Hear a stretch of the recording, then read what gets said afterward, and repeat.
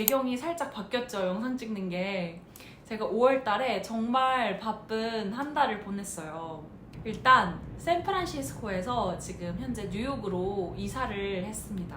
그래서 아예 이사를 한 거여서 뭐 샌프란시스코에서 제가 쓰던 짐들, 가구들 다 팔고 박스에 다 싸고 그걸 제가 다 운전하지를 못하니까 다 친구네 집으로 택배로 다 붙였거든요. 그런 거 하고 이제 뉴욕에 이사 와서도 이렇게 책상 같은 뭐 가구들도 다 사고 짐들도 다 풀고 5월 달은 정말 정신없이 보냈어요. 그래서 원래 다음 영상을 최대한 빨리 찍고 싶었는데 이러다 보니까 시간이 벌써 6월이 됐네요. 그래서 이번 영상에서는 저번 영상에 이어서 레주메를 제가 어떻게 썼는지 얘기를 하기 전에 사실 레주메를 쓰려면 결국엔 자기소개서잖아요. 근데 레주메를 파워풀하게 쓰기 위해서는 사실 재료가 제일 중요하잖아요. 제가 뭐 관련 경력도 없고 뭐 수상 경력도 없고 뭐 관련 프로젝트 한 것도 없는데 회사가 뭘 보고 제 레주메를 뽑아주겠어요. 본격적으로 쓰기 전에 석사 생활을 하면서 어떻게 해야 알차게 재료를 준비해 날 수 있을지 이런 얘기를 좀 해보려고 합니다. 얘는 이렇게 해서 레주메를 써서 미국에 취업을 했구나 라는 정도로 가볍게 들어주시면 될 것 같아요. 완전 비전공에 그래서 석사 생활하는 동안 최대한 많이 뽑아먹을 수 있는 걸 뽑아먹자 라는 일념 하나로 학교 생활을 보내게 됐어요. 대학원을 노스캐롤라이나의 더럼이라는 도시에서 비즈니스 애널리틱스 석사를 했는데요. 이제 처음에 가면 학교에 있는 취업센터 그런 데서 이제 석사 프로그램 시작하기 한 달 때부터 이제 레주메를 쓰라고 이제 권유를 하더라고요. 학교에서 주는 레주메 템플릿을 열고 이제 제가 했던 경험들을 이렇게 쫙 써내려 갔는데 아무리 해도 정말 이 프로필로는 회사에 취업을 하는 것도 어려울 것 같았고 그리고 뭐 이제 면접이나 이런 거 하면 관련 경력들을 물어볼 텐데 저는 그런 거를 다 말할 수 있는 상황이 그때는 아니었어요. 저한테는 특히나 더 미국의 가까운 친인척들도 없었거든요. 그래서 이제 제 석사가 결국에는 네트워크를 형성하는 거의 유일한 수단이었던 거죠. 레주메의 준비물들을 잘 준비할 수 있는지 제 경험을 빗대어서 얘기를 해보려고 해요. 첫 번째로는 관심 산업과 직무 방향성을 설정해야 합니다. 그러니까 데이터를 다루는 직종에도 정말 많은 직책들이 있고 직무가 있잖아요. 그 중에서 나는 얼마나 데이터를 많이 다루고 싶은 직무에 지원을 하고 싶은가 그리고 나한테는 어떤 게 더 제일 잘 맞을까 이런 거에 대한 고민을 많이 해보는 게 중요합니다. 이제 데이터를 다루는 직책 중에는 뭐 데이터 사이언티스트, BI 엔지니어, 뭐 데이터 엔지니어 뭐 애널리틱스 컨설턴트 그리고 제가 일하고 있는 뭐 데이터 애널리스트 그리고 데이터 애널리스트 중에서도 어떤 팀에 있느냐에 따라서 다루는 데이터가 굉장히 달라요. 나는 뭐 마케팅 쪽이 맞을지 뭐 아니면 뭐 세일즈가 맞는지 파이낸스가 맞는지 또 혹은 뭐 아니면 오퍼레이션 쪽이 맞는지 그런 거에 대한 고민을 많이 해보는 게 중요합니다. 예를 들면 나는 좀 연봉에 대한 욕심이 좀 더 많은 편이고 그리고 데이터 분석의 뒷단에서 정제를 한다거나 뭐 정리를 한다거나 뭐 여러 가지 소스에서 오는 데이터들을 한 곳으로 통합하고 조금 더 엔지니어스러운 데이터 엔지니어가 하고 싶다라는 분들이 있을 수도 있겠고 아니면 나는 BI 엔지니어가 돼서 조금 더 데이터 시각화에 초점을 맞추고 다른 사람들이 내가 만들어 놓은 시각화된 데이터를 갖다가 의사결정하는 거를 도와주는 데 일조하고 싶다 이럴 수도 있겠고 데이터 헤비한 사람들 데이터를 이제 잘 다루고 뭐 모델링을 하고 또 데이터 전문가들이랑 그런 거를 하나도 이해하지 못하는 비테크 사람들이 있잖아요. 그런 사람들을 브릿지를 이어주는 뭐 데이터 애널리스트, 뭐 비즈니스 애널리스트가 되고 싶다라는 분들이 있을 수 있고 사실 여기서 짚고 나가고 싶은 거는 정말 데이터 애널리스트라고 해도 머신러닝 AI 모델링을 하는 분들도 있고 회사에 따라서 직책은 데이터 애널리스트, 뭐 비즈니스 애널리스트지만 뭐 엑셀이나 아니면 조금 더 데이터를 덜 다루는 직무에 있을 수가 있어요. 그래서 이런 직무를 하고 싶다라고 타이틀을 대는 것보다 나는 데이터를 얼마나 다루고 싶고 이 데이터를 통해서 하고 싶은 게 무엇일지 직책보다는 그런 롤, 역할에 집중하면 더 좋을 것 같아요. 또 예를 들면 제가 학교 다닐 때 친한 친구 중에 한 명은 말을 정말 잘했던 친구가 있었어요. 뭐 그래서 데이터 모델링이나 이런 거를 하는 거는 많이 약한데 말은 정말 잘하는 친구였어요. 그래서 저희가 만약에 해서 이런 모델링 결과가 나왔다라고 이렇게 설명을 해주면 그 친구는 그걸 금방금방 소화하고 발표를 할 때 정말 그걸 쉽게 잘 설명해 주는 거예요. 그래서 그 친구는 약간 자기는 애널리틱스를 활용한 컨설턴트 쪽으로 나가고 싶다라는 친구도 있었고 그런 롤을 잡았어요. 전달하고 싶은 게 뭔지 그리고 그 전달하는 메서드는 수단은 어떤 거가 나한테 맞을지 이런 거에 대한 고민을 끊임없이 하는 게 좋습니다.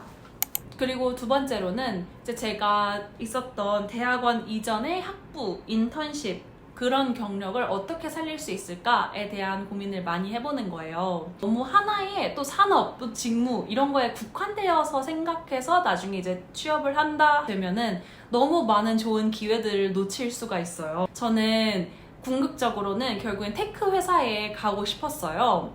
근데 제가 옛날에 있었던 뭐 학부 전공이나 아니면 인턴십 경력이 광고였다 보니까 제가 생각했을 때 내가 이런 경력으로 테크 회사에 지원하면 내가 경쟁력이 있을까? 라는 고민을 수도 없이 했던 것 같아요. 그래서 이제 그러면은 내가 좀 경력을 살릴 수 있는 에드테크나 마케팅 테크 이런 회사에 지원을 해야겠다라고 해서 저는 졸업하기 조금 전부터 취업 준비를 했는데 오로지 에드테크와 마케팅 테크에만 지원을 했었어요, 초반에는. 이렇게 되면 어떠한 경우가 있을 수가 있냐면 저는 또 코로나 시절 2020년에 코로나가 이제 막 시작하고 심각했던 2020년에 취직 준비를 했었거든요. 근데 그때는 경제가 굉장히 안 좋아질 거라고 예상을 하기도 하고 실제로 한동안 조금 안 좋아지던 상황이었어요. 근데 이제 경제가 어려워지면은 회사들이 뭐 마케팅 쪽에 외주를 주는 회사에 대한 예산을 확 삭감해버리잖아요. 그러다 보니까 제가 원하던 뭐 에드테크, 마케팅 테크 이 회사들이 레이오프를 한다던가 아니면은 채용을 중단한다거나 그런 경우가 정말 많았어요. 그래서 제가 지원을 해도 답이 너무 안 오는 거예요, 인터뷰 오퍼가. 그래서 이제 제가 한 몇 달 후에는 이게 국한되지 않고 조금 더 스코프를 넓혀서 지원을 하게 됐는데 제가 만약에 처음에 너무 나는 이런 회사에 경쟁력이 있고 이런 회사에 갈 거야 라는 고집을 너무 부리지 않았더라면 조금 더 취준 생활을 좀 더 짧게 할 수 있지 않았을까 생각을 하고 있어요. 대신에 이제 내가 인턴십을 하거나 아니면 그 전 경력에 있었을 때 이제 활동이나 아니면 뭐 커뮤니케이션 방법이나 그런 방법론적에 초점을 두는 게 좋아요. 다음 단계는 학교 생활에 충실하는 거죠. 이제 학업이랑 소셜라이징의 밸런스를 맞추는 게 되게 중요하다고 생각해요. 학교 생활도 열심히 놀고 여름방학 때는 이제 대학원에서 만난 친구들이랑 여행도 다니고 결국에는 이제 졸업하고 나면은 다 소중한 네트워크가 되거든요. 사실 미국에서 처음으로 이제 취업한다고 해서 이제 커리어가 다 끝난 게 아니잖아요. 이때 사귀었던 친구들이 다 정말 회사를 다 너무 잘 갔어요. 우리가 뭐 들어본 뭐 아마존, 메타, 우버, 뭐 맥킨지 뭐 등등 우리가 들어봤을 때 큰 회사들 그리고 아니면 조금 사이즈는 작지만 내실이 있는 회사들 그런 데에 간 친구들이 정말 많아요. 근데 결국에 그 대학원 때 있었던 그 인맥들이 결국에 다 소중한 네트워크가 되거든요. 특히 저같이 뭐 미국에 친인척이 없는 분들한테는 대학원에서 저는 최대한 많은 친구들이랑 어울려 놀고 뭐 말이라도 트던가 인사라도 트던가 나중에 뭐 연락했을 때 가끔 만나서 커피라도 먹자라고 하는 사이는 만들어 두시는 거를 강력하게 추천드려요. 그리고 교내에서 각종 데이터 대회 그리고 교외에서도 각종 데이터 대회가 있어요. 그런 게 만약에 열리면 너무 주저주저 하지 않으시고 뭐 수상을 하지 않더라도 저는 참여해보는 거를 강력하게 추천드려요. 물론 수상을 하면 좋겠지만 뭐 안 하더라도 그게 결국엔 제 포트폴리오의 한 자리를 차지하게 되거든요.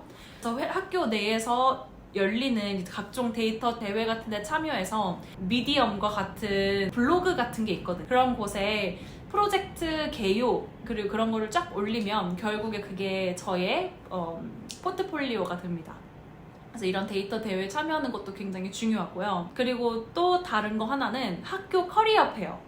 이게 웬만한 대학교에서는 학교 커리어 페어를 열 거예요.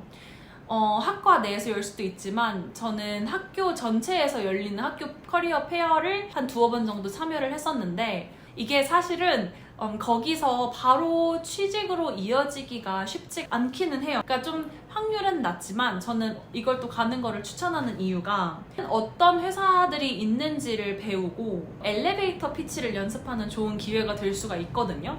그러니까 엘리베이터 피치는 엘리베이터에 만약에 어떤 현직자가 탔을 때 아니면 뭐 이제 회사의 고위급이 탔을 때 그 엘리베이터가 올라가는 1분 동안 나의 강점과 나의 백그라운드를 이제 셀링하는 그런 자기소개를 엘리베이터 피치라고 해요. 그러니까 한 1분 정도 되는 자기소개인데 이게 정말 인터뷰를 하거나 이제 네트워킹을 하게 되면은 1분 자기소개가 필요할 때가 정말 많아요.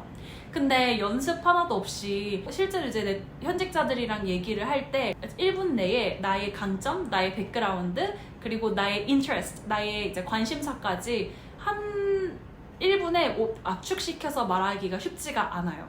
그리고 특히나 우리 같이 영어가 모국어가 아닌 친구들은 그 더 버벅버벅 될 확률이 높거든요. 그렇기 때문에 이 커리어 페어에 가서 이제 거기에 온 현직자들을 보통 동문들도 많이 오거든요. 그래서 그분들한테 이제 연습을 하는 거죠. 1분 엘리베이터 피치 연습하는 정말 좋은 기회가 돼요. 그리고 또 제가 여기서 꼭 말하고 싶은 거는 여기서 이 회사 비자 스폰서십 돼요? 이런 얘기는 제가 커리어 페어 가기 전에도 사람들이 정말 많이 말해줬어요. 절대 비자 스폰서십 얘기하지 말아라.